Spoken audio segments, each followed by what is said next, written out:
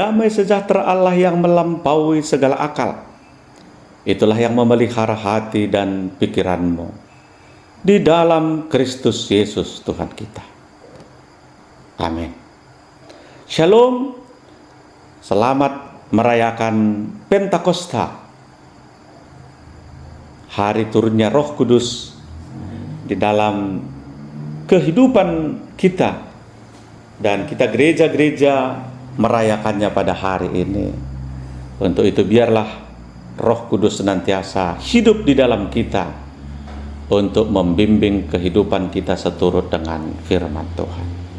Saudara seiman dalam nama Tuhan Yesus Kristus, pada saat ini kita bersekutu dengan firman Tuhan melalui media YouTube AB Ministry ini, yang menjadi khotbah di Minggu Pentakosta pertama tanggal 28 Mei 2023. Tema di minggu kita ini, terimalah Roh Kudus. Khotbah kita tertulis dalam Yohanes 20 ayat 19 sampai 23. Demikian pembacaan firman Tuhan. Yesus menampakkan diri kepada murid-muridnya.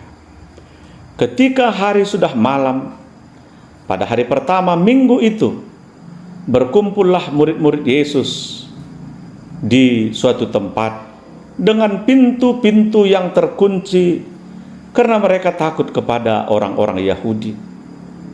Pada waktu itu, datanglah Yesus dan berdiri di tengah-tengah mereka dan berkata, "Damai sejahtera bagi kamu." Dan sesudah berkata demikian, ia menunjukkan tangannya dan lambungnya kepada mereka. Murid-murid itu bersukacita ketika mereka melihat Tuhan. Maka kata Yesus sekali lagi, "Damai sejahtera bagi kamu. Sama seperti Bapa mengutus aku, demikian juga sekarang aku mengutus kamu." Dan sesudah berkata demikian, ia mengembusi mereka dan berkata, "Terimalah Roh Kudus. Jikalau kamu mengampuni dosa orang, dosanya diampuni. Dan jikalau kamu menyatakan dosa orang, tetap ada, dosanya tetap ada." Demikian pembacaan firman Tuhan. Saudara-saudara, rasa takut adalah manusiawi. Artinya apa? Artinya semua manusia mempunyai rasa takut dalam kehidupannya. Rasa takut bisa saja dialami setiap orang. Ketakutan bisa disebabkan oleh rasa trauma akan sesuatu. Ketakutan bisa disebabkan oleh pengalaman pahit masa lalu dan lain sebagainya. Banyak penyebab dari ketakutan itu. Baik penyebabnya yang nyata sedang terjadi ataupun penyebab yang baru mungkin akan terjadi.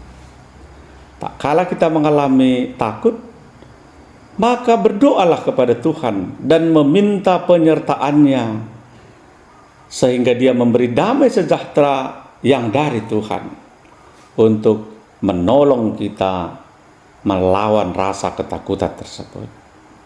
Karena tak kala Tuhan menyatakan kehadiran-Nya dan damai sejahtera diberikan oleh-Nya dalam kehidupan kita, maka kita tidak lagi dibelenggu oleh rasa takut, tapi kita akan diubahkan, dikuasai oleh damai sejahtera Allah dalam kehidupan kita. Saudara-saudara, dalam khotbah kita hari ini, para murid Tuhan Yesus mengalami rasa takut pasca penangkapan, penyiksaan, penyaliban, dan kematian Tuhan Yesus sebagai guru mereka beberapa hari sebelumnya.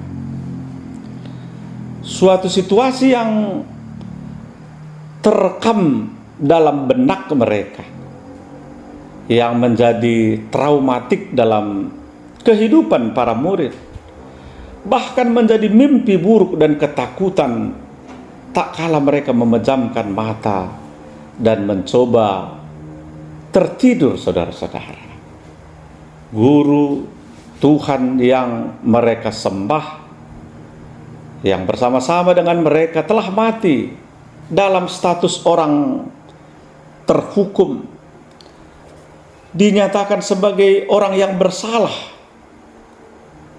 dan keberadaan mereka sebagai murid dan pengikut Yesus juga pasti sudah sangat familiar bagi orang-orang Yahudi yang melihat mereka pernah bersama dengan Tuhan Yesus selama 3,5 tahun. Saudara-saudara, itulah ketakutan kehidupan para murid-murid Yesus, sehingga mereka mengalami rasa trauma, bahkan menyendiri, memisahkan diri dari kehidupan normal ketika itu, mengurung di dalam rumah sebagai bentuk ketakutan mereka berinteraksi dengan orang banyak ketika itu. Saudara-saudara, dalam rasa takut yang mereka miliki, maka satu hal yang bisa dilakukan yaitu bersembunyi dengan pintu yang terkunci.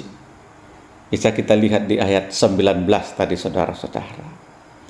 Mereka masuk ke dalam sebuah rumah, mengunci semua pintu jendela, sehingga tidak ada orang yang mengetahui mereka berada dalam rumah tersebut.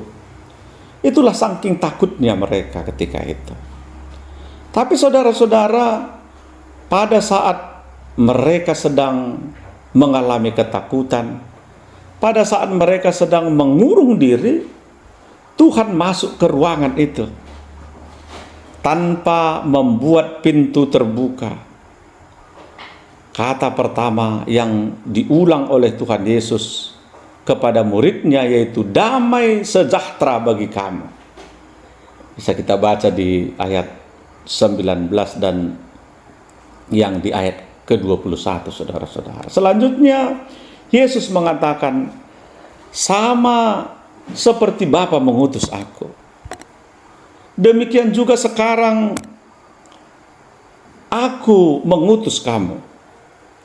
Dan sesudah berkata demikian, ia mengembusi mereka dengan berkata, terimalah Roh Kudus. Terimalah Roh Kudus merupakan tema kita di Minggu Pentakosta pertama ini.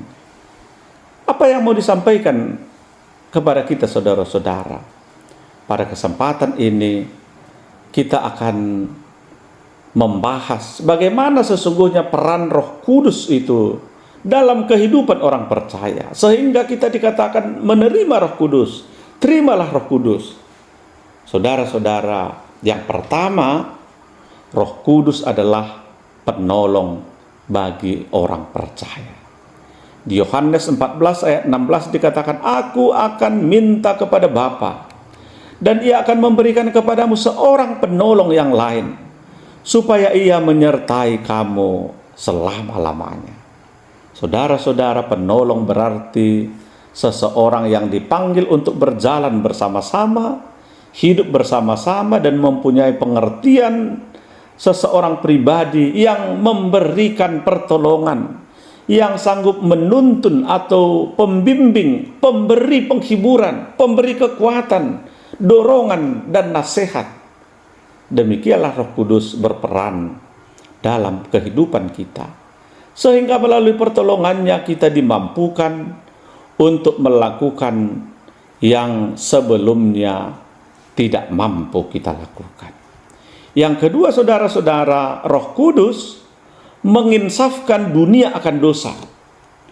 Kalau kita baca di Yohanes 16 ayat 8, firman Tuhan berkata, dan kalau ia datang, ia akan menginsafkan dunia akan dosa, kebenaran, dan penghakiman.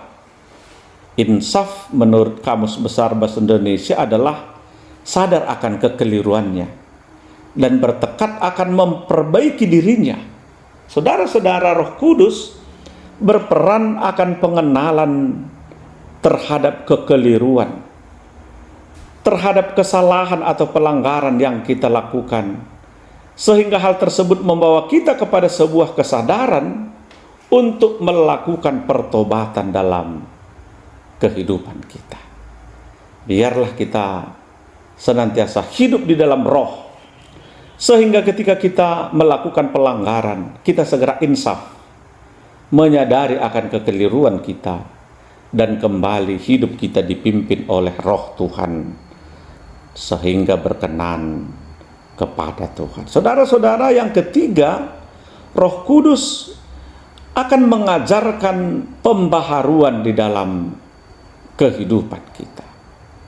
Di Titus 3 ayat 5 berkata, pada waktu itu Dia telah menyelamatkan kita, bukan karena perbuatan baik yang telah kita lakukan, tapi karena rahmat-Nya oleh pemandian kelahiran kembali dan oleh pembaharuan yang dikerjakan oleh Roh Kudus. Roh Kuduslah yang membaharui kehidupan kita, sehingga kita dibenarkan oleh Tuhan, bukan karena perbuatan baik kita, tapi semata-mata karena pembaharuan yang dilakukan Roh Kudus di tengah-tengah hidup kita. Yang keempat, Bapak Ibu Saudara-saudara, Roh Kudus memimpin kita ke dalam kebenaran.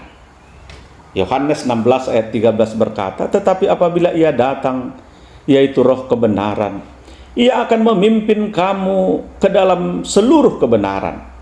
Sebab Ia tidak akan berkata-kata dari dirinya sendiri, tetapi segala sesuatu yang didengarnya, itulah yang akan dikatakannya, dan Ia akan memberitakan kepadamu hal-hal yang akan datang. 1 Samuel 10 ayat 16 berkata, maka Roh Tuhan akan berkuasa atasmu, engkau akan kepenuhan bersama-sama dengan mereka dan berubah menjadi manusia lain.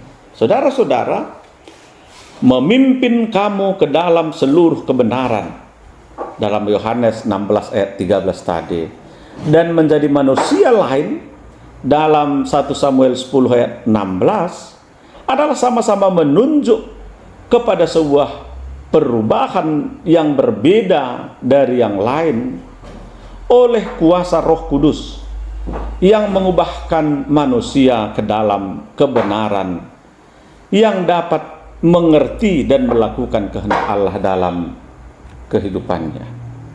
Saudara-saudara, yang kelima, Roh Kudus adalah penolong untuk mematikan perbuatan-perbuatan daging dan memberikan kepada kita buah-buah roh.